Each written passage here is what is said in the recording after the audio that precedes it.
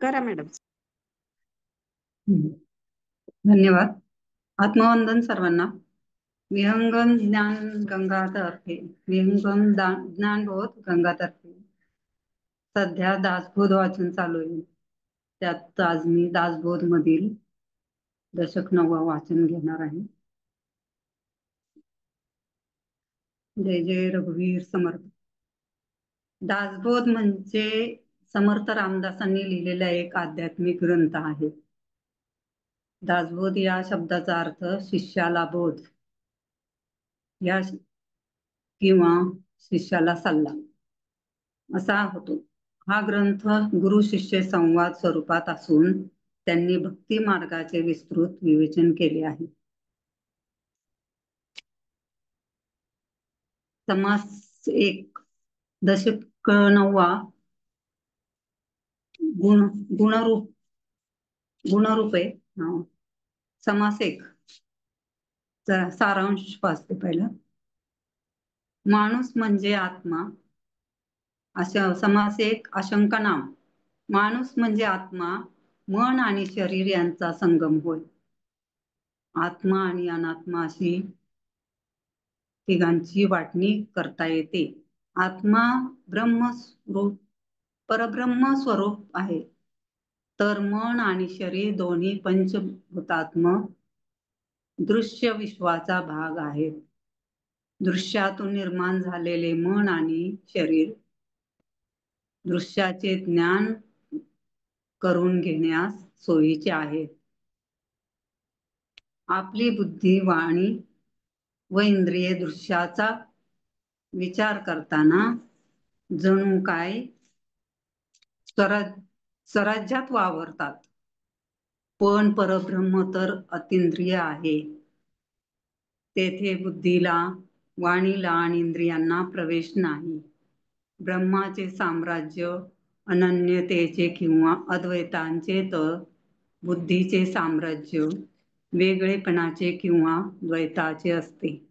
अशा परिस्थितीत ज्ञानी संतांना अज्ञानी लोकांना ब्रह्मस्वरूप सांगण्याचा प्रसंग आला. म्हणजे ब्रह्म असे नाही, ब्रह्म तसे नाही, अशी नाहीपणाची भाषा वापरावी लागते. दृश्य खरे मानणाऱ्या अज्ञानी माणसांना दृश्य वस्तूंची, संबंधांची व कल्पनांची भाषा समजते. तरी हाताशी धरून ब्रह्म तसे नाही असे ब्रह्मवर्णन संत करतात. या समासामध्ये अशा प्रकारचे ब्रह्मस्वरूप वर्णन आहे. या समासात वक्ता आणि श्रोता यांचे प्रश्न उत्तर आहेत. शंका, श्रोतांची शंका आणि वक्ता ते निरसन करतात. म्हणजे एक ओवी प्रश्न, एक ओवी शंका आणि एक ओवी निरसन असं उत्तर त्याचं असं आहे.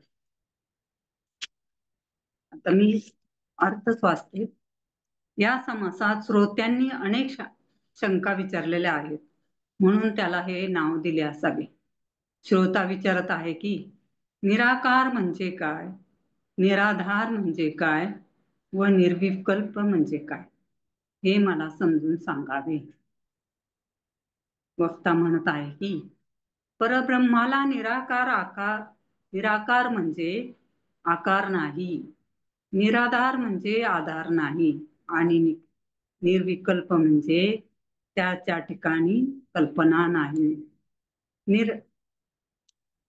निरामय म्हणजे काय, निराभास म्हणजे काय, निरावयव म्हणजे काय, ते हे मला सांगावे. निरामय म्हणजे जे जलमय नाही. आमय म्हणजे विकार. जलमय होणे हा प्रलय काळचा ब्रह्मांड विकार होय. हा विकार नसलेले ते निरामय म्हणजे परब्रह्म. निराभास म्हणजे जेथे भास नाही आणि निरावयव म्हणजे ज्याला अवयव नाही ते परब्रह्म. निप्रपंच म्हणजे काय, निकळंक म्हणजे काय आणि निरोपाधी म्हणजे काय, ते मला सांगावे. निप्रपंच म्हणजे प्रपंच नाही, निकळंक म्हणजे कलंक नाही. निरुपाधी म्हणजे ज्याला उपाधी नाही ते परब्रह्म होय. निरोपम्य म्हणजे काय, निरालंब म्हणजे काय व निरापेक्ष म्हणजे काय ते मला सांगावे. निरोपम्य म्हणजे ज्याला उपमा नाही. निरालंब म्हणजे ज्याला आधार नाही. आणि निरापेक्ष म्हणजे ज्याला अपेक्षा नाही ते परब्रह्म असे जाणावे. निरंजन म्हणजे काय, निरंतर म्हणजे काय आणि निर्गुण म्हणजे काय ते मला सांगावे. निरंजन म्हणजे जेथे जन नाहीत, सर्व लोकादी सृष्टीच जेथे झालेलीच नाही ते. निरंतर म्हणजे कमी अधिकपणाचा परिणाम नसलेले आणि निर्गुण म्हणजे जे गुणरहित आहे ते परब्रह्म जाणावे. निस्संग म्हणजे काय, निर्मळ म्हणजे काय आणि निश्चळ म्हणजे काय ते मला सांगावे. निस्संग म्हणजे ज्याला संग नाही. निर्मळ म्हणजे ज्याच्या ठिकाणी मायारूपी मळ नाही. आणि निश्चळ म्हणजे ज्याच्या ठिकाणी चलनमलन नाही ते परब्रह्म असे जाणावे. निशब्द म्हणजे काय, निर्दोष म्हणजे काय, जेथे निर्दोष म्हणजे काय ते मला सांगावे. निशब्द म्हणजे जेथे शब्दच नाही. निर्दोष म्हणजे जेथे दोषच नाही आणि निवृत्ती म्हणजे जेथे वृत्तीच नाही असे परब्रह्म होय. निष्काम म्हणजे काय, निर्लेप म्हणजे काय आणि निष्कर्म म्हणजे काय ते मला सांगावे. निष्काम म्हणजे जेथे कामच नाही. निर्लेप म्हणजे जेथे लेपच नाही आणि निष्कर्म म्हणजे ज्याच्या ठिकाणी कर्म संभवतच नाही ते परब्रह्म असे जाणावे. अनाम्य म्हणजे काय, अजन्मा म्हणजे काय आणि अप्रत्यक्ष म्हणजे काय ते मला सांगावे. अनाम्य म्हणजे ज्याला नामच नाही. अजन्मा म्हणजे ज्याला जन्मच नाही आणि अप्रत्यक्ष म्हणजे जे प्रत्यक्ष नाही ते परब्रह्म होय. अगणित म्हणजे काय, अकर्तव्य म्हणजे काय आणि अक्षय म्हणजे काय हे मला सांगावे. अगणित म्हणजे ज्याला मर्यादा नाही ते. अकर्तव्य म्हणजे ज्याला कर्तव्यता नाही ते. आणि अक्षय म्हणजे ज्याला क्षयच नाही ते परब्रह्म असे जाणावे. अरूप म्हणजे काय, अलक्ष्य म्हणजे काय आणि अनंत म्हणजे काय हे मला सांगावे. अरूप म्हणजे ज्याला रूपच नाही. अलक्ष्य म्हणजे जे वेगळे राहून पाहता येत नाही आणि अनंत म्हणजे ज्याला अंत नाही ते परब्रह्म होय. अपार म्हणजे काय, अढळ म्हणजे काय व अतर्क्य म्हणजे काय ते मला सांगावे. अपार म्हणजे ज्याला पारच नाही. अढळ म्हणजे जे जसे आहे तसेच असते आणि अतर्क्य म्हणजे ज्याच्या विषयी तर्कच करता येत नाही असे ते परब्रह्म होय. अद्वैत म्हणजे काय, अदृश्य म्हणजे काय आणि अच्युत म्हणजे काय ते मला सांगावे. अद्वैत म्हणजे जेथे द्वैतच नाही. अदृश्य म्हणजे जे पाहता येत नाही आणि अच्युत म्हणजे जे कधी आपल्या स्थानावरून खाली घसरत नाही. आणि अच्युत म्हणजे जे कधी आपल्या स्थानावरून घसरत नाही ते परब्रह्म असे जाणावे. अच्छेद्य म्हणजे काय, अदाह्य म्हणजे काय आणि अक्लेद म्हणजे काय ते मला सांगावे.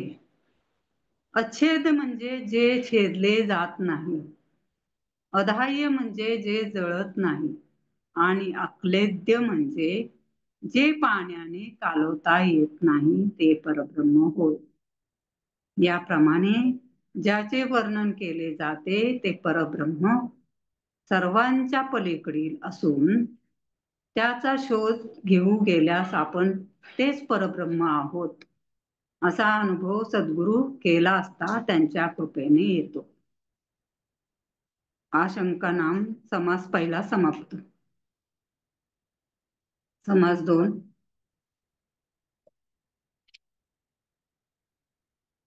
ब्रह्मनिरूपण. श्रीराम. सारांश. अनुभवाचे प्रकार. ब्रह्मनिरूपण. अनुभवाचे प्रकार 2. इंद्रियांच्या प्रचितीवर आधारावर दृश्य विश्वाचा अनुभव हा एक प्रकार, तर अतिंद्रिय प्रकारावर आधारलेला परमात्म स्वरूपाचा अनुभव हा दुसरा प्रकार होय. सामान्य माणसाचा अनुभव पहिल्या प्रकाराचा, तर संतांचा अनुभव दुसऱ्या प्रकारचा असतो. संत सांगतात की इंद्रियांना जे जे दिसते ते ते सारे दृश्य असते. दृश्य कालांतराने नष्ट पावते. दृश्याला आत बाहेर व्यापून असणारे परमात्म स्वरूप जसेच्या तसे राहते. पंचभूतात्मक पदार्थांना सर्व बाजूनी आवरणारे आत्मस्वरूप अतिंद्रिय आहे, अदृश्य आहे, प्रत्येकाच्या निकट असून ते आहे याचे भान आपणास नसते. सर्व गोष्टी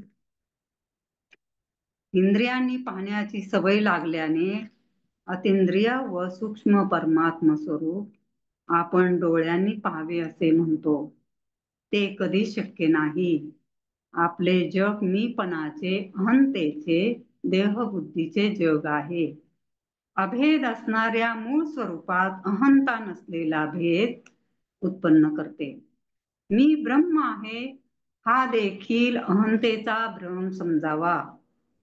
शब्द आणि त्यांचा अर्थ, वाणी आणि विचार हा अहंतेचा प्रांत होय. अन्वय म्हणजे स्वरूपाचा आहेपणाचा विचार करणे व व्यतिरेक म्हणजे स्वरूपाचा नाहीपणाने विचार करणे, हे दोन्ही प्रकार शब्दाचा खेळ असतो. खरे स्वरूप शब्दांच्या पलीकडे आहे. चारी वाणी जेथे आटतात तेथे शब्द कसा पोचेल? शब्द नाशवंत आहे. शब्द व अर्थ टाकून अनन्य होण्यास शिकावे. प्रथम शब्द ऐकावा, मग त्याच्या अर्थाचे मनन करावे. मनन करता करता अर्थरूप होऊन अखेर त्यात विरून जावे. तेथे शब्द निशब्द होतात. मी व माझे लटके पडते आणि प्रकृती व पुरुष लय पावतात. या अनुभवापर्यंत पोचलेला महापुरुष बोलला तरी त्याचे मौन भंगत नाही. कर्म केले तरी तो काहीच करत नाही. सगळ्यात असून तो कशातही नसतो. यालाच ब्रह्मज्ञान म्हणतात. ओव्यांचा अर्थ. जे जे या जगात आकाराला येते ते ते सर्व कल्पांती नाश पावते. पण स्वरूपाचा कधीही नाश होत नाही. ते सर्व काळ जसेच्या तसे असते. ते सर्वांचे सार असून तेच सत्य आहे. ते मिथ्या नसून नित्य निरंतर सर्वांच्या अंतर्बाह्य व्यापलेले आहे. तेच भगवंताचे खरे रूप असून त्याला स्वरूप असे म्हणतात. याशिवायही त्याची अनेक नामे आहेत. त्याचे स्वरूप कळावे म्हणूनच त्याला नामे दिली जातात व दृष्टांत दिले जातात. पण खरे तर ते स्वरूप नामातीत असून ते सदैव जसेच्या तसे असते. वास्तविक दृश्य सृष्टीच्या आत बाहेर सर्वत्र ते कोंदाटलेले आहे. पण तरी ते जगातील सामान्य लोकांपासून गुप्त राहिलेले आहे. म्हणून ते अत्यंत जवळ असूनही नाहीच असे लोकांना वाटते. असे हे देवाचे वर्णन ऐकून लोकांच्या मनात त्याला प्रत्यक्ष डोळ्यांनी पाहावे असा भाव उत्पन्न होतो. पण त्याला पाहण्याचा प्रयत्न केला तो देव तर दिसतच नाही, पण अवघी दृश्य सृष्टीच दिसते. नेत्रांचा विषयच दृश्य हा आहे. प्रत्यक्ष दिसला असता संतोष होतो, पण ते खरे पाहणे नव्हतेच. जे जे दृष्टीला दिसते ते ते नाश पावते, या अर्थाची श्रुती आहे.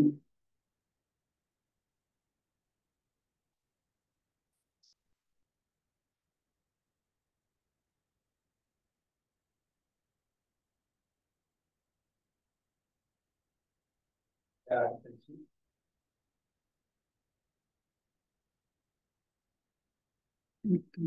स्वरूप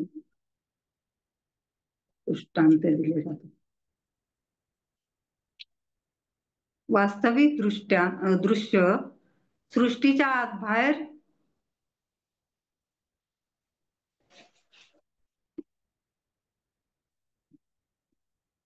वास्तविक दृश्य सृष्टीच्या आत बाहेर सर्वत्र ते कोंदाटलेले आहे, पण तरी ते जगातील सामान्य लोकांपासून गुप्त राहिलेले आहे. म्हणून ते अत्यंत जवळ असूनही नाहीच असे लोकांना वाटते.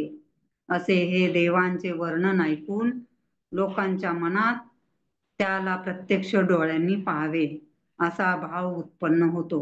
पण त्याला पाहण्याचा प्रयत्न केला तर तो देव दिसतच नाही, पण अवघी दृश्य सृष्टीच दिसते.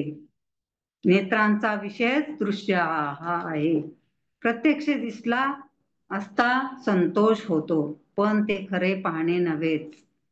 जे जे दृष्टीला दिसते ते ते नाश पावते, या अर्थाची श्रुती आहे. यदम दृष्टम तदम नष्टम. म्हणूनच जे जे जे दृष्टीला दिसते ते स्वरूप नव्हे, कारण स्वरूप तर शाश्वत आहे. दृश्य हे भासमय असते म्हणून ते भासते, आणि वेदांत शास्त्रात भास हा नाशिवंत असतो असे म्हटले आहे. म्हणून स्वरूपाच्या ठिकाणी भास मुळीच नाही. आपण जेव्हा डोळ्यांनी पाहतो तेव्हा दृश्यच डोळ्याला दिसते, पण आत्मवस्तू ही दृष्ट्या वेगळी आहे. ज्यावेळी आत्मवस्तूचा साक्षात अनुभव येतो तेव्हा ती दृश्याच्या सबाह्य अभ्यंतरी व्यापून राहिली आहे असा अनुभव येतो. जे आभासरहित गुणरहित आहे त्याची गुण तरी कशी काय सांगणार. पण ते स्वरूप आपल्या अगदी जवळच असते. जसे आकाशातच सर्व भास भासतात आणि सर्वांमध्ये आकाशच व्यापून असते, त्याप्रमाणे जगदीशही सर्व जगात सबाह्य अभ्यंतरी व्यापून राहिलेला असतो. स्वरूप पाण्यामध्ये असते तरी ते भिजत नाही, पृथ्वीमध्ये असते तरी ते झिजत नाही, अग्नीमध्ये असले तरी ते शिजत नाही. असे देवाचे स्वरूप विलक्षण आहे. ते चिखलात असले तरी बुडत नाही, आणि वायूमध्ये असते तरी उडत नाही, आणि सुवर्णात असून सुवर्णासारखे ते घडवता येत नाही. असे ते सदा संचलेले असूनही ते कधीही कळवून येत नाही. अशा त्या अभेद स्वरूपाच्या ठिकाणी अहंकारामुळे भेद वाढतो. ती अहंता कशी असते ते हे ओळखता यावे म्हणून तिच्या स्वरूपाची खूण वर्णन करून सांगतो. तरी आता अहंतेचे निरूपण सावध होऊन ऐका. अहंता स्वरूपाकडे वळते म्हणजे अहम ब्रह्मास्मी असे चिंतन घडू लागते. तसे अनुसंधान होता होता स्वस्वरूपानुभव येतो. मग ती अहंता आपला अनुभव शब्दात बोलून दाखवते. ती म्हणते की मी स्वरूप आहे. असे म्हणणे हेच अहंतेचे रूप आहे. मी स्वरूप असे म्हणताना साहजिकच जाणीव मी रूपाने आणि स्वरूप रूपाने द्विधा झालेली असते. म्हणून निराकार ब्रह्मापासून वेगळी पडते. मी स्वतः ब्रह्म आहे असे म्हणताना अहंतेचा भ्रम अजून कायम आहे. हे सूक्ष्म ब्रह्मासंबंधी सूक्ष्म विचार केल्यावर कळून येते. अहम ब्रह्मास्मी हा भाव कल्पनेने जाणता येतो, पण वस्तू कल्पनातीत आहे. अनंताचा अंत जाणताच येत नाही, कारण अनंताचा शोध घेणारा अनंताशी एकरूप होतो, त्याचे अस्तित्वच राहत नाही. अन्वय म्हणजे उभारणी व व्यतिरेक म्हणजे संवारणी हा केवळ शाब्दिक भेद असतो. जेथे शब्द पोहोचू शकत नाही, त्या निशब्दाचा म्हणजे परब्रह्माच्या स्वरूपाचा अंतर्मुख होऊन विचार केला पाहिजे. आधी शब्दार्थाकडे लक्ष द्यावे, मग त्यात जो गूढ भावार्थ असेल तो लक्षात घ्यावा. लक्षार्थाचे चिंतन करू लागले की वाच्यांश म्हणजे शब्दार्थ मागे पडतो. सर्व ब्रह्म व विमळ ब्रह्म यात केवळ शब्दार्थाचाच भेद आहे. लक्षांशाचे वर्म जाणण्याचा प्रयत्न केला की दोन्हीही निर्देश केलेले परब्रह्म एकच आहे हे कळून येते, आणि ते परब्रह्म तर शब्दाच्या पलीकडील आहे, तेथे वाच्यांश पोचूच शकत नाही. सर्व ब्रह्म व विमळ ब्रह्म हे दोन्ही पक्ष वाच्यांशात आटून जातात हे प्रत्यक्ष दिसते. दोन्हींच्या लक्षांशाकडे लक्ष केंद्रित केले की हे दोन्ही पक्ष गळून पडतात, म्हणजे दोन्हींचा भावार्थ परब्रह्म एकले एकच असा होतो. लक्षांशाचे अनुसंधान करून अनुभव घ्यावा. स्वरूपाच्या अनुभवामध्ये शब्द बोलण्याचे कामच राहत नाही. ही खूण अनुभवण्याची आहे, तेथेच वाचेचे काम उरत नाही. ज्या परब्रह्माच्या ठिकाणी परा पश्यंती, मध्यमा व वैखरी या चारी वाचा ओसरतात, पोचू शकत नाही, तेथे शब्द पांडित्य काय करायचे? शब्द उच्चारला गेला की लगेच तो नाहीसा होतो. मग तेथे शाश्वतता कोठे आहे? ही सर्वांच्या अनुभवाची गोष्ट असल्याने तिला प्रमाण देण्याची आवश्यकताच नाही. शब्द प्रत्यक्ष नाशिवंत असल्याने स्वरूपाच्या ठिकाणी सर्व वाद मतभेद नष्ट होतात. तेथे सर्व ब्रह्म की विमल ब्रह्म असा प्रश्न उरत नाही, कारण अनुभव हा नेहमी भावातील असतो. आता अनुभवाचे लक्षण आहे. अनुभव म्हणजे अनन्य, म्हणजेच ते जेथे अन्य नाही, ते एकले एक स्वस्वरूप तेच आपण होतो. अनन्य म्हणजे दुसरा कोणी नसणे, म्हणजेच आत्मनिवेदन असे जाणावे. मीपणाच्या त्यागानंतर मी आत्मा या अनुभवातील मी ची जाणीव नष्ट झाल्यावर तद्रूपतेने केवळ आत्माच ठरतो. आत्म्याच्या ठिकाणी मी आत्मा ही जाणीवही नसते, हे निसंगाचे लक्षण होय. वास्तविक या अवस्थेचे वर्णन शब्दात होऊ शकत नाही, पण कळावे यासाठी सांगणे भाग पडते. एरवी जो लक्षांश असतो तो वाचांशाने म्हणजे केवळ शब्दार्थाने सांगणे शक्य नसते, पण त्या लक्षांशाचे सूक्ष्म बुद्धीने विवरण केले की तो आपाप कळू लागतो. तत्वांचे विवरण करून निर्गुण ब्रह्माचा शोध घेण्याचा अभ्यास करावा, म्हणजे आपल्या खऱ्या स्वरूपाचे ज्ञान होते व अनुसंधानाने स्वस्वरूपाचा साक्षात अनुभव येतो. न बोलताच या सांगण्याचे मनन करावे व तेथेच तन्मय होऊन राहावे. असे तन्मय झालेले महापुरुषच नुसत्या कृपादृष्टीने साधकात स्वानुभव संचारित करू शकतात. त्यांचे मौन हेच खरे प्रवचन ठरते. स्वरूपापर्यंत शब्द पोहोचू शकत नाही.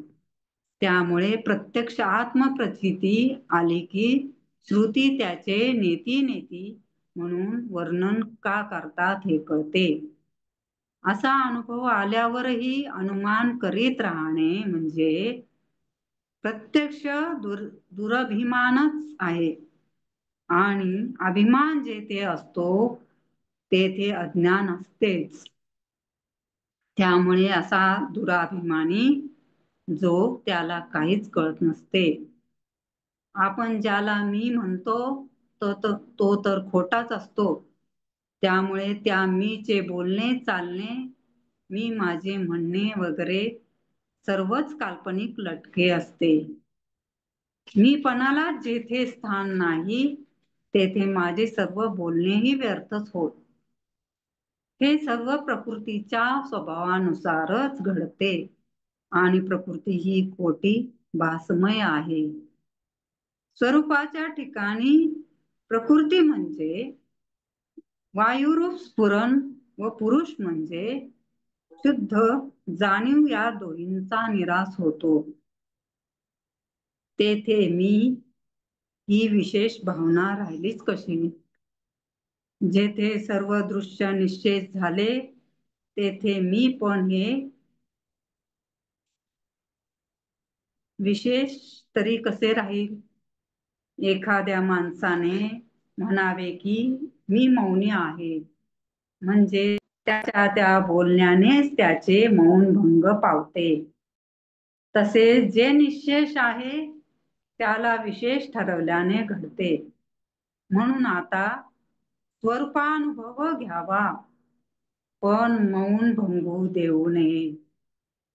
सर्व करीत असूनही काही करू नये, म्हणजे देहाने व्यवहार करीत असूनही अंतर्यामी पूर्णपणे मीपणा विरहित विवेकाच्या बळावर असावे. ब्रह्मनिरूपण नाम समास दुसरा समाप्त.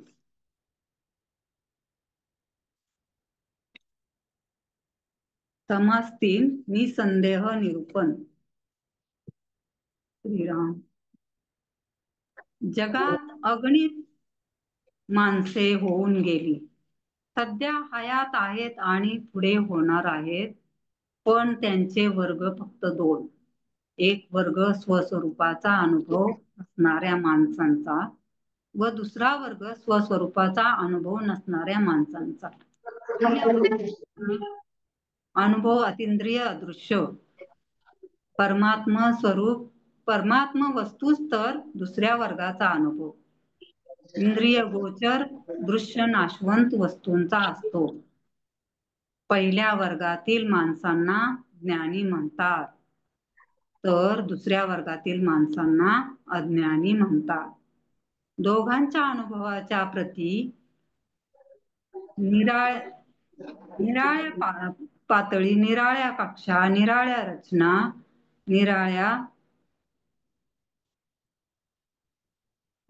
निराळ्या कक्षा निराळ्या, पातळी निराळ्या व साधने निराळी असतात. ज्ञानी माणसाला ज्ञानपूर्व काळी अज्ञानाचा अनुभव असतो, म्हणून त्यास ज्ञानोत्तर काली अज्ञानी माणसाच्या दृष्टिकोनाची कल्पना असते. परंतु अज्ञानी माणसाला मात्र ज्ञानी माणसाच्या अवस्थेची कल्पना असत नाही. ज्ञानी पुरुष आत्म्याशी तदाकार असतो, तसा अज्ञानी माणूस देहाशी तदाकार असतो.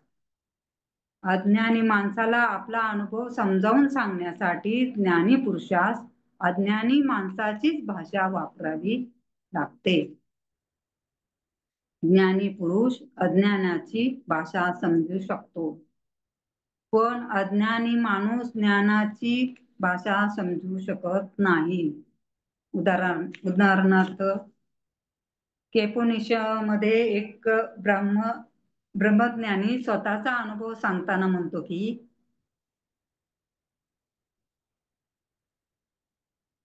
ज्या आत्मज्ञानी पुरुषास आत्मतत्व कळत नाही असे वाटते त्यास ते कळलेले असते. जो म्हणतो मला आत्मतत्व कळले त्यास ते कळलेले नसते. ज्यांना कळते त्यांना कळत नाही व ज्यांना कळत नाही त्यांना खरे कळते. या वाक्यांचा सरळ अर्थ घेतला तर त्यात स्वच्छ परस्पर विरोध आढळतो. ज्ञानी पुरुष स्वानुभव सांगण्यासाठी अज्ञानाची भाषा वापरतो हे खरे, पण त्याच्या बोलण्याचा अर्थ गूढ असतो. हा प्रश्न निर्माण होण्याचे कारण असे की गेल्या समासाचा शेवटी श्री समर्थ सहज बोलले, सर्व काही करून काहीच न करावे. ते ऐकून श्रोता म्हणाला, अहो हे कसले ब्रह्मज्ञान, सगळे काही करून करता आणि सगळे भोगून अभोगता राहणे कसे शक्य आहे? माणूस एक करता व भोगता राहील किंवा अभोगता व अकर्ता राहील, दोन्ही एकाच वेळी राहू शकणार नाही. त्यांचे उत्तर एकच आहे आणि ते असे की ज्ञानी पुरुष बाहेरून सामान्य माणसासारखा दिसतो, परंतु त्याची आतील अवस्था अगदीच निराळी असते. त्याचे अंतर्याम परमात्म स्वरूप असते. भगवंताची जी अंतरस्थिती तीच त्याची असल्याने तो मनुष्य वेश धारण केलेला परमात्माच होय. तो करून अकर्ता व भोगून अभोगता कसा राहू शकतो हे ध्यानात घेण्यास आपण स्वतः त्या अवस्थेच्या निकट गेले पाहिजे. ज्ञानी ओळखण्यास ज्ञानी बनले पाहिजे, हेच या प्रश्नाचे उत्तर होय. आता ओवीचा अर्थ, ओव्यांचा अर्थ. श्रीराम. मागील निरूपण ऐकून श्रोत्यांनी प्रश्न केला की असे कसे ब्रह्मज्ञान? ब्रह्म असून काहीच नाही हे कसे शक्य आहे? सर्व करून अकर्ता राहणे, सर्व भोगून अभोक्ता असणे, सर्वात राहून अलिप्तता, हे कसे शक्य होईल? तथापि तुम्ही म्हणता की योगी हा सर्व भोगून अभोक्ता असतो, मग स्वर्ग आणि नरक यांनाही हाच न्याय लागू पडतो की काय? जरी जन्म मृत्यू भोगावे लागले तरी ते भोगूनही तो अभोक्ताच असतो का? मग याच न्यायाने तो यातनाही भोगत नाही असे म्हणायचे का? याचा अर्थ असा होतो का की त्याला कुणी मारून कुटून काढला तरी तो मार खातच नाही, दुःखाने रडूनही रडतच नाही, कणत कुंथत असूनही तो योगेश्वर कुंथत कणत नाही, जन्म घेऊनही जन्मत नाही, पतित असून पतित होतो आणि यातना नसून नाना यातना भोगतो. वक्त्याच्या बोलण्यावर श्रोत्यांनी विचाराच्या आड रानात शिरून अनेक आक्षेप घेतले. तेव्हा आता याचे समाधान केलेच पाहिजे.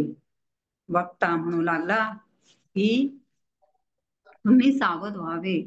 तुमच्या अनुभवानुसार तुम्हाला जे वाटते ते तुम्ही बोलता हे योग्यच आहे. ज्याला जसा अनुभव येतो तो माणूस त्याप्रमाणे बोलतो. ज्याच्या जवळ संपत्ती नसते त्याचा भरवसाही निरर्थक ठरतो.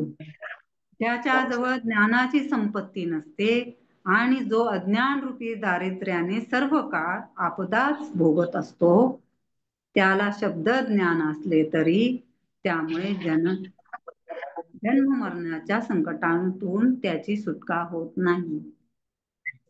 योग्याची ओळख योग्यालाच पटते. जो श्रेष्ठ ज्ञानी असेल तोच दुसऱ्या ज्ञानी माणसाला ओळखू शकतो. जो अत्यंत चतुर असेल तोच चतुर माणसाची पारख करू शकतो. जो अनुभवी असतो तोच अनुभवी पुरुषाला जाणतो. जो अलिप्त असतो त्यालाच अलिप्त पुरुषाला पाहून संतोष वाटतो.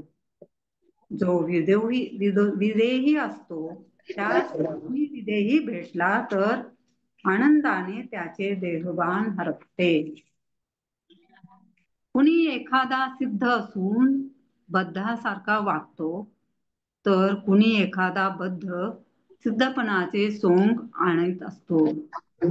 त्यांना जो एक सारखे मानतो तो मूर्ख असतो हे सांगण्याचीही आवश्यकता नाही. ज्याला एखाद्या भूताने झडपलेले असते तो देहधारी असतो आणि ती भूत भाषा नाहीशी करणारा मांत्रिकही देहधारी असतो. म्हणून दोघांना एकसारखे कसे म्हणता येईल? त्याप्रमाणे अज्ञानी पतित अशा माणसाला आणि ज्ञानी जीवनमुक्ताला समान मानील त्या पुरुषाला शहाणा कसे म्हणावे? आता हे दृष्टांत देणे पुरे झाले. आता प्रचितीचा स्वानुभवाचा काही विचार सांगतो. तरी श्रोत्यांनी क्षणभर अत्यंत एकाग्र चित्ताने ऐकावे. जो कुणी ज्ञानाने गुप्त झाला म्हणजे देहाने अजून नसल्यासारखा झालेला असतो, जो विवेकाने आत्मस्वरूपी विरून गेलेला असतो आणि अनन्यपणामुळे वेगळा असा उरतच नाही, त्याला कसे शोधून काढावे? कारण त्याचा शोध घेण्याचा प्रयत्न करताच शोधणारा तद्रूप होतो. त्यामुळे काही बोलण्याचा प्रश्नच उरत नाही. त्याच्या देहात त्याचा शोध घ्यावा तर तो तेथे नसतोच. तत्वात म्हणजे पंचमहाभूतात शोध घ्यावा म्हटले तर तेथे तो भासत नाही. ब्रह्मरूप झालेला असल्याने त्याला काही केल्या निवडून वेगळाही काढता येत नाही. दिसायला तर सामान्य देहधारी माणसासारखाच तो दिसतो, पण त्याच्या अंतरात मी देह हा भावच नसतो. पण वर पाहिले असता हे कसे कळून येईल? त्याची खरी स्थिती कळावी म्हणून त्याच्या अंतरंगाचा शोध घ्यावा म्हणावे, तर तो स्वरूपाकार झालेला असतो. त्याचा शोध घेण्याचा प्रयत्न केला की शोध घेणाराच निर्विकार होतो. तो केवळ परमात्मा रूपच झालेला असतो. त्याच्या ठिकाणी मायारूपी मळ नसतो. तो अखंड एकरूपच असतो. त्यामुळे इच्छारूपी द्वैताचा विटाळ त्याला झालेला नसतो. असा जो योगीराज असतो तो अगदी सहजपणे आत्मरूपच असतो. पूर्ण ब्रह्म आणि वेदाचे बीजच असलेला तो ब्रह्मस्वरूप योगी त्याच्या देहावरून ओळखता येत नाही. देहाकडे पाहिले असता तो सामान्य देहधारी माणसाप्रमाणेच दिसतो. पण त्याची अंतरस्थिती वेगळीच असते. त्या स्थितीचा शोध घेऊ लागले तर त्याला जन्म मरण नाही हे कळून येते. ज्याला जन्म मृत्यू असतात तो देह तो स्वाभाविकच नसतो. जे जेथे नसतेच ते तेथे कोठून आणि कसे आणावे? ज्ञानी पुरुष हा निर्गुण परब्रह्म स्वरूप असतो. त्याचा जन्म झाला असे म्हटले किंवा तो मेला असे म्हटले तरी त्याच्या निर्गुणत्वात काहीच फरक पडत नाही. तो जन्मला आणि मेला ह्या अज्ञानी माणसाच्या कल्पना असतात. भर दुपारी सूर्यावर थुंकण्याचा प्रयत्न केला तर ती थुंकी आपल्याच अंगावर पडते. म्हणून दुसऱ्या संबंधी आपण ज्या कल्पना मनात करतो त्याप्रमाणे आपल्यालाच भोगावे लागते. म्हणजे ज्ञानी पुरुषाला जन्म मरण आहे हे चिंतिले असता आपण ते त्याच्यावर आरोपित केल्यासारखे होते. त्यामुळे त्याचे तर काहीच बिघडत नाही, पण दोष आपल्याला लागतो. एखादा सामर्थ्य संपन्न राजा आहे तर त्याची थोरवी जाणून पाहून मनाला समाधान होतं. पण कुत्री त्याच्यावर भुंकतात ती बोलून चालून कुत्रीच असतात. त्यांना त्यांची थोरवी कशी कळणार? ज्ञानी तो सत्य स्वरूप असतो, पण अज्ञानी माणसाला तो मनुष्यरूप दिसतो. ज्याचा भाव जसा असेल तसा देव त्याला फलद्रूप होतो. त्याप्रमाणेच अज्ञानी माणसाचे असते. देव वास्तविक निर्गुण निराकार आहे. लोक पाषाणात त्याची भावना करतात. पाषाण फुटतो, पण निर्गुण निराकार देव कसा फुटेल? देव एकला एकच सर्वत्र ओतप्रोत संचलेला असतो. पण सामान्य माणसाला लोकांनी त्याला अनेक नाम रूपांचा केला आहे, म्हणून तो बहुविध झाला. पण असे तर घडत नाही. त्याप्रमाणे आत्मज्ञानी साधू हा बोधामुळे पूर्ण समाधानी असतो. सारासार विवेकाने आत्मनिवेदन करून तो आत्म्याशी एकरूप झालेला असतो. लाकूड जळते तेव्हा त्यातील अग्नी काष्टाचा जसा आकार असेल तसेच त्या आकाराचा दिसतो. पण ते परत काष्ट होईल असा विचार तर बोलू सुद्धा नाही. कापूर जळताना त्याचा आकार भासत असतो, त्याप्रमाणे ज्ञानाचा देह भासत असतो. जळत असलेला कापराचा खडा परत कर्दळीतून उत्पन्न होत नसतो. तसा ज्ञानाग्नीने दग्ध झालेला ज्ञानाचा देह एकदा नष्ट झाला की तो परत जन्मास येत नाही. भाजलेले बीज असले की ते पेरले तरी उगवून येत नाही. वस्त्र एकदा जळले की त्याची घडी उकलत नाही. एखादा पाण्याचा प्रवाह गंगेला मिळाला की तो निवडून वेगळा येत नाही. गंगेला मिळण्यापूर्वी तो प्रवाह वेगळा दिसत असतो. आणि गंगा तर एक देशी आहे, पण साधू तर काहीच भासत नाही. आणि ज्याच्याशी एकरूप होतो तो आत्मा तर आहे, म्हणून तो आत्मरूप साधू वेगळा राहत नाही. परिसाने एकदा लोखंडाचे सुवर्ण झाले की ते सुवर्ण परत लोखंड होत नाही. त्याप्रमाणे साधूला परत जन्म घ्यावा लागत नाही. जे लोक अज्ञानी जडमूड असतात त्यांना हे समजत नाही, म्हणून साधू जन्म असतो असे ते समजतात. आंधळ्या माणसाला काही दिसत नाही, पण म्हणून इतर लोकांना आंधळे कसे म्हणता येईल? सन्निपात ज्वर झालेला रोगी त्या ज्वरामुळे वाटेल ते बरळू लागतो. त्याप्रमाणे अज्ञानी लोक ज्ञानी साधूबद्दलही हवे ते बरळत असतात. जो स्वप्नात भ्यालेला असतो तो स्वप्नात भयाने बरळू लागतो, पण जो जागा झालेला असतो त्याला स्वप्न भय कसे वाटणार? दोन माणसे रस्त्याने जात असताना त्यांना सर्पाकार मुळी दिसली. एकाने ही मुळी आहे हे ओळखले नाही, त्यामुळे त्याला तो सर्प वाटून तो भ्याला. दुसऱ्याने ती मुळी आहे सर्प नव्हे हे ओळखले, त्यामुळे तो मुळीच भ्याला नाही. मग दोघांची अवस्था सारखी कशी लेखता येईल? ती मुळी हातात धरली तरी ती डसत नाही, हे भ्यालेल्या माणसाला वाटत नाही, म्हणजे त्याची कल्पनाच त्याला बाधक ठरते. ज्याला साप विंचू असतो तो त्यामुळे व्याकुळ होतो, पण त्यामुळे इतर लोक कसे कासावीस होतील?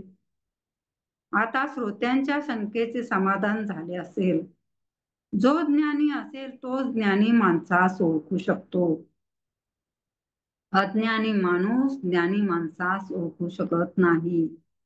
आणि त्याचे जन्ममरणही चुकत नाही. एका आत्म्याला जाणण्यासाठी लोक आटापिटा करीत राहतात आणि अज्ञानाने कष्टी होतात. जन्म मृत्यूचे दुःख भोगत राहतात. हाच विषय पुढे अगदी अधिक स्पष्ट करून सांगितला जाईल. तरी सावधान सावधान असे वक्ता म्हणाला. समास तिसरा समाप्त. समास 4. जानपण निरूपण. सारांश. श्री समर्थांचा परमार्थ अत्यंत विवेक प्रधान आहे. ज्ञानाच्या सामर्थ्यावर त्यांचा फार विश्वास आहे. प्रापंचिक असो की पारमार्थिक साधक असो, दोघांनाही कर्म करावे लागतेच. पण जो समजून किंवा जाणतेपणाने कर्म करतो त्याच्या कर्मास उत्तम फळ मिळते. जो तेच कर्म न समजून किंवा अजाणतेपणाने करतो त्यास गौण फळ मिळते.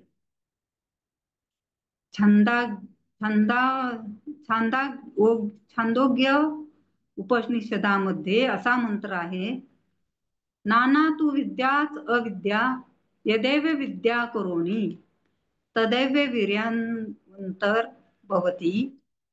त्याचा अर्थ, विद्या आणि अविद्या किंवा ज्ञान आणि अज्ञान दोन्ही भिन्न आहेत. जो जाणतेपणाने ज्ञानाने युक्त कर्म करतो त्याचे कर्म मोठे सामर्थ्यवान असते. ते उत्तम फल देते. एक पाऊल पुढे जाऊन श्री समर्थ असे सांगतात की आपल्या जीवनात भाग्य निर्माण करणे आपल्या हातात आहे. जाणतेपणाने कर्म करून आपण गुणांचा विकास केला तर भाग्य निर्माण करणे आपल्या हातात आहे. जाणतेपणाने कर्म करून आपण गुणांचा विकास केला तर भाग्य मागे लागते.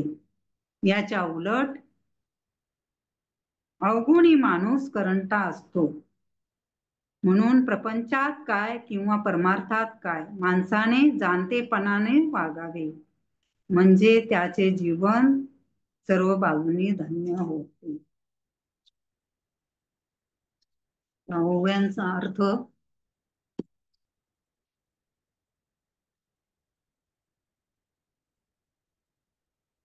श्रीराम.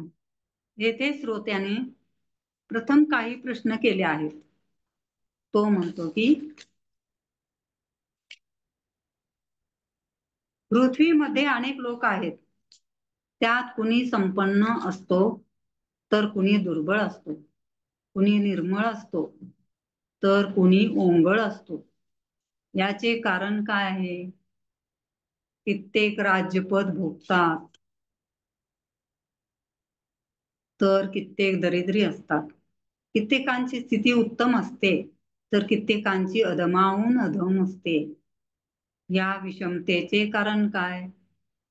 असे व्हावयास काय निमित्त घडते ते मला सांगितले पाहिजे. श्रोत्यांनी ते उत्तर ऐकले पाहिजे. हे सर्व गुणावर अवलंबून आहे. जे सद्गुणी असतात ते भाग्यश्रीचा उपभोग घेतात आणि अवगुणी असतात त्यांना दारिद्र्य प्राप्त होते. यात संशयास जराही जागा नाही. जो माणूस ज्या व्यवसायात तो व्यवसाय करणाऱ्या घरात वा कुळात जन्माला येतो तो व्यवसाय करणे त्याला चांगले जमते. अशा रीतीने तो व्यवसाय करू लागला की लोक त्याला चांगला कार्यकर्ता आहे असे म्हणून वाखाणतात. जाणता हुशार असेल तो काम करतो, तो नेणता असतो तो काहीच करीत नाही. त्यामुळे जाणता माणूस व्यवस्थित पोट भरू शकतो तर नेणत्याला भीक मागण्याची पाळी येते.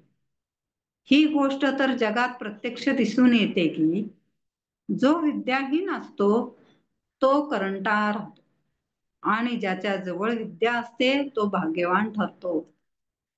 आपली विद्या शिकला नाहीस तर भीक मागण्याची वेळ येईल, अशा प्रकारे जेथे जेथे जेथे तेथे वडील माणसे मुलांना उपदेश करीत असतात. एखाद्या घरी मोठा भाऊ भाग्यहीन करंटा असतो, तर धाकटा पुष्कळ विद्या शिकून समर्थ, कर्तबगार आणि भाग्यवान ठरतो. ज्याच्या जवळ विद्या नसेल, बुद्धी नसेल, विवेक नसेल, आग्रह नसेल, कौशल्य नसेल, व्याप नसेल, तर तो प्राणी करंटा भाग्यहीन ठरतो. या सर्व गोष्टी म्हणजे विद्या बुद्धी जेथे असतील तेथे वैभवाला तोटा नसतो. त्याने वैभव नको म्हटले तरी ते आपोआप पाठीस लागून येते. एखाद्या घरी वडील भाऊ कर्तबगार असतो, समर्थ असतो, तर धाकटा भिकारी असतो. याचे कारण हेच असते, धाकटा मोठ्या भावाप्रमाणे व्याप करीत नाही. जशी विद्या असेल तिला अनुसरून त्या माणसाची महत्वाकांक्षा असते. जितका त्याचा व्याप असेल तितक्या प्रमाणात त्या माणसाला वैभव प्राप्त होते. प्रत्येकाच्या सामर्थ्यानुसार जो तो कर्तबगारी दाखवितो. ज्याच्या जवळ विद्या नाही, वैभव नाही, तो निर्मळ कसा असेल? तो करंटापणाने वाईट दिसतो, गलिच्छ आणि विकारी दिसतो. पशु पक्षी त्यांच्या ठिकाणी सुद्धा जर काही गुण असतील तर समर्थ लोक त्यांच्यावर कृपा करतात. काही चांगले गुण नसतील तर त्या प्राणीमात्रांचे जिणे व्यर्थ होय. काही माणसे असे असतात की त्यांच्या अंगी गुण, मोठेपणा, सामर्थ्य, महत्व, कुशलता अथवा तर्क यापैकी काहीच नसते. म्हणून उत्तम गुण हेच भाग्याचे लक्षण होय. या उलट ते नसतील तर भाग्याच्या लक्षणाऐवजी तेथे सहजच अवलक्षण दिसून येते.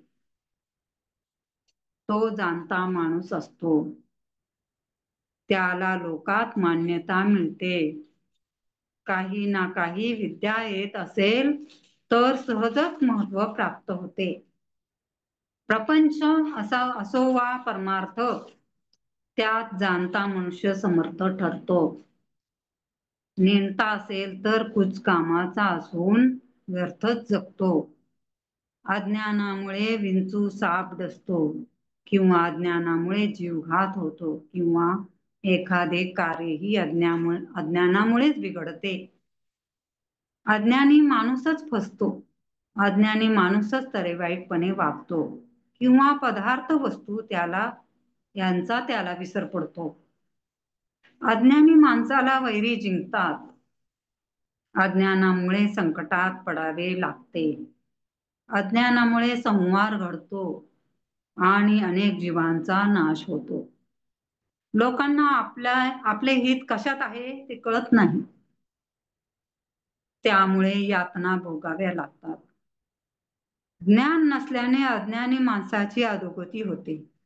माया म्हणजे काय, ब्रह्म म्हणजे काय, जीव कुणाला म्हणावे, शिव कुणाला म्हणावे, भाव म्हणजे काय, अभाव म्हणजे काय, सार काय आहे, असार काय आहे, वगैरे सर्व जाणून घेतले की जन्म मरणातून सुटका होते. कर्ता कुणाला म्हणावे याचा निश्चय बंध मोक्ष कुणाचा होतो इत्यादी जाणले असता मनुष्याची जन्म मरणातून सुटका होते.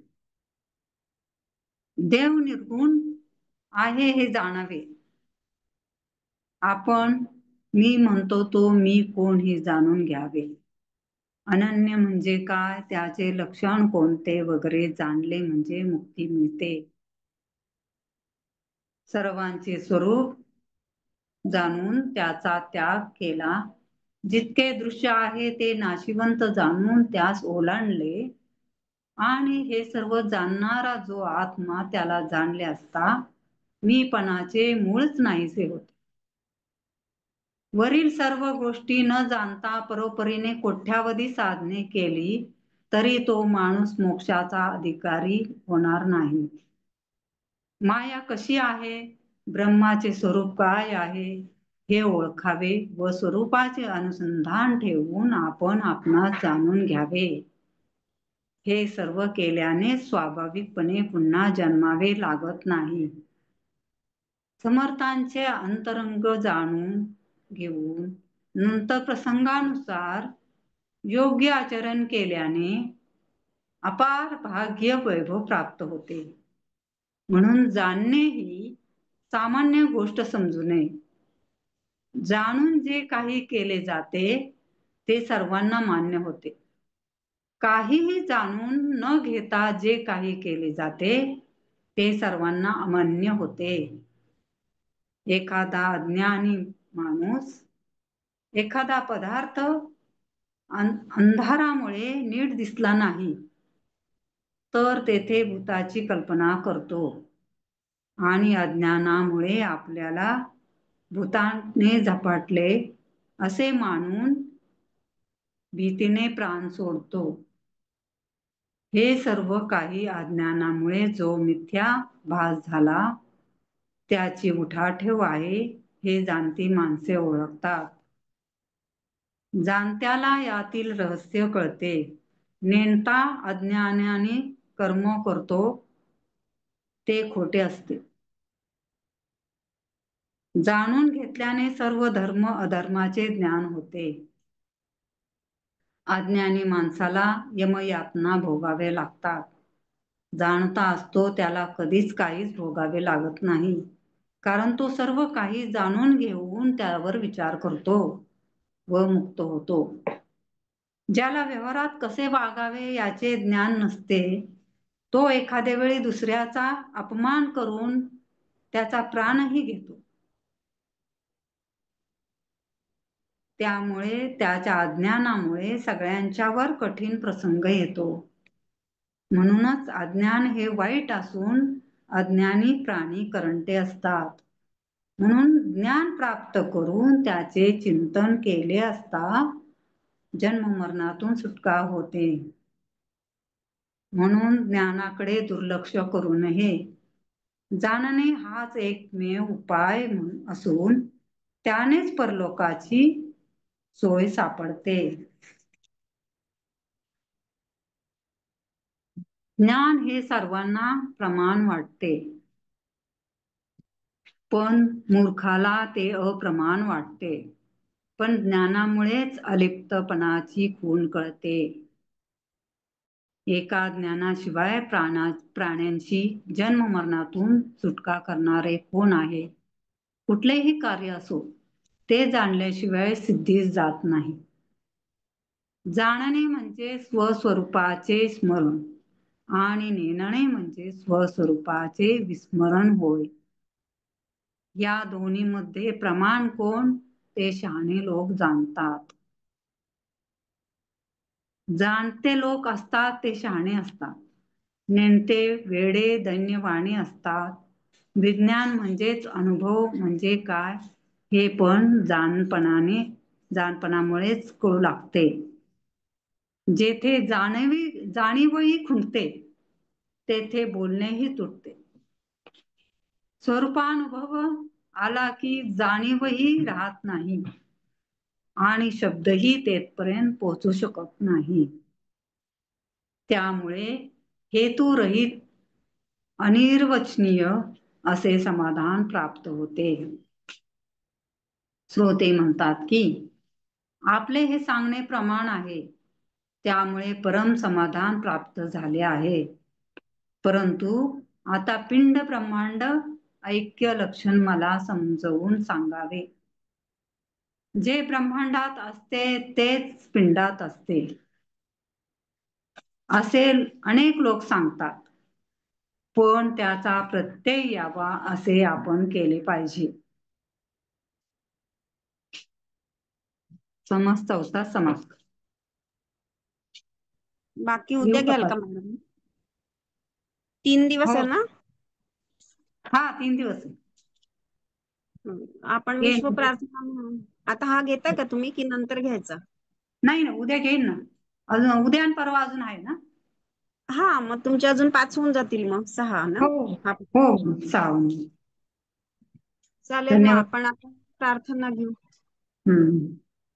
धन्यवाद शारदा धन्यवाद. मॅडम. खूपच सुंदर तुम्ही विवेचन केलं. आजच्या ज्या हम्म. दशक 9वा होता हम्म. त्याच्यामध्ये जे जे काही सांगितलं, ज्ञान अज्ञान सांगितलं, त्याच्यानंतर जाण पण निरूपण सांगितले, म्हणजे जाण आपल्याला कशाची पाहिजे काय. आणि हम्म. त्याच्यानंतर आधी तुम्ही सांगितलं की ज्ञानी पुरुष अविद्या वगैरे ते सगळं समजून सांगितलं.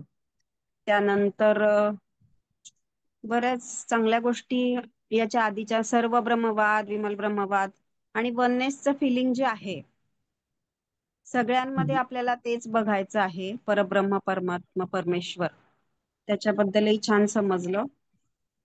तर आता पुढचा जो आहे समास अनुमान निरसन, तो उद्यापासून घेणार तुम्ही.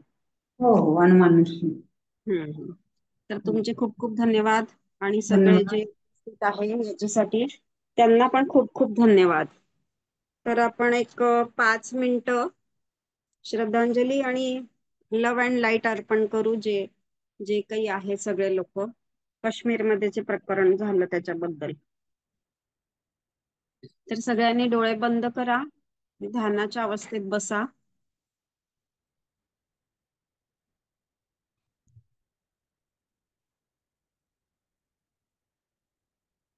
श्वासावर थोडं लक्ष केंद्रित करा.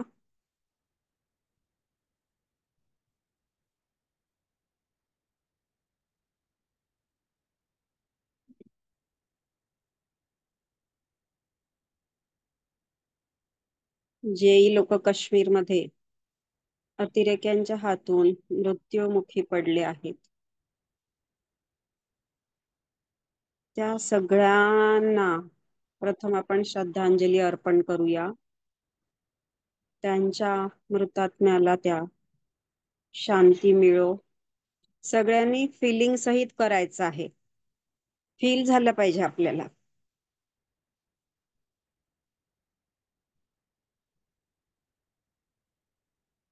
त्या प्रत्येक व्यक्तीच्या आत्म्यास शांती प्रदान करो भगवंत.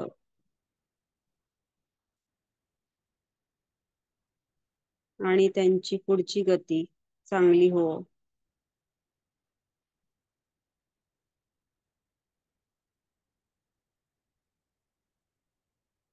सगळ्यांनी टीव्हीवर बघितलं असेल, मोबाईल मध्ये बघितलंच असेल, किती लोक मारले गेले, कशा प्रकारे काय झालं.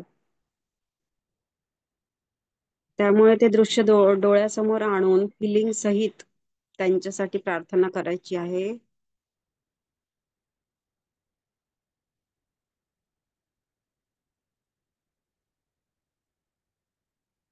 आणि सगळ्यांना लव आणि लाईट सेंड करायचं आहे. लव आणि लाईट सेंड करायचं आहे सगळ्यांना.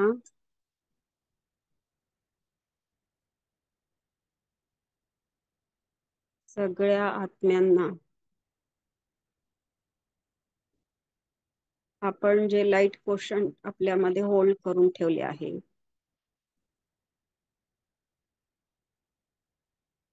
ते सगळ्यांना पाठवायचे आहे.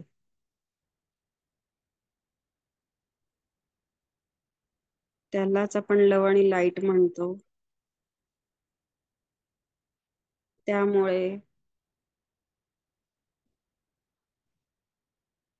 जे जे लोक शरीर सोडून गेले आहेत,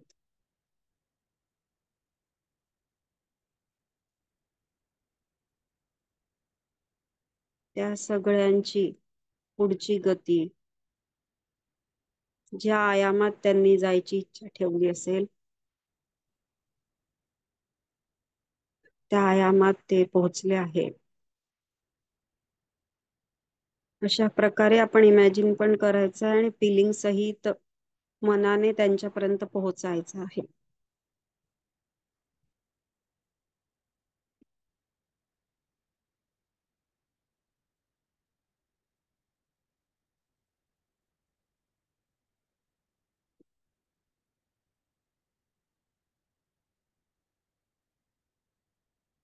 समूह रूपाने केलेली प्रार्थना जी आहे ती लवकर फळ देते. म्हणूनच ग्रुप मेडिटेशनचं आणि सगळ्यांच्या द्वारे सामूहिक चेतना पेरण्याचं जे कार्य आपण करतो आहे ते अविरत सुरू ठेवायचंय आपल्याला.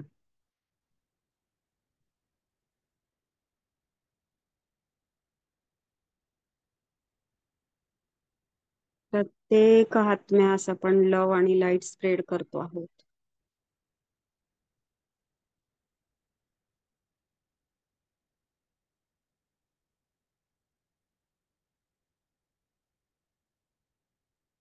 त्यामुळे त्यांना शांती मिळो, सद्गती मिळो.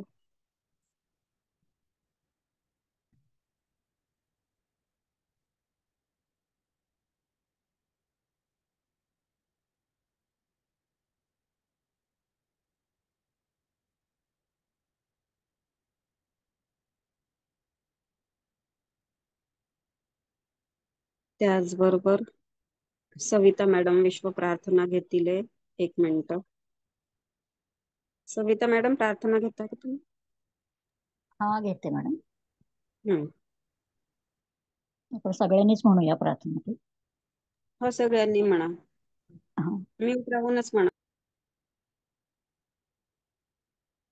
असतो मा सद्गमय तमसो मा ज्योतिर्गमय मृत्युर्मा अमृतंगमय सर्वेषां सुखिनो भवन्तु सर्वेषां शान्तिर्भवतु सर्वेषां मङ्गलं भवतु सर्वेषां पूर्णं भवतु लोका समस्ता सुखिनो भवन्तु लोका समस्ता सुखिनो भवन्तु नाहं कर्ता हरिः कर्ता हरिः कर्ता हि केवलम् ॐ शान्ति शान्ति शांती.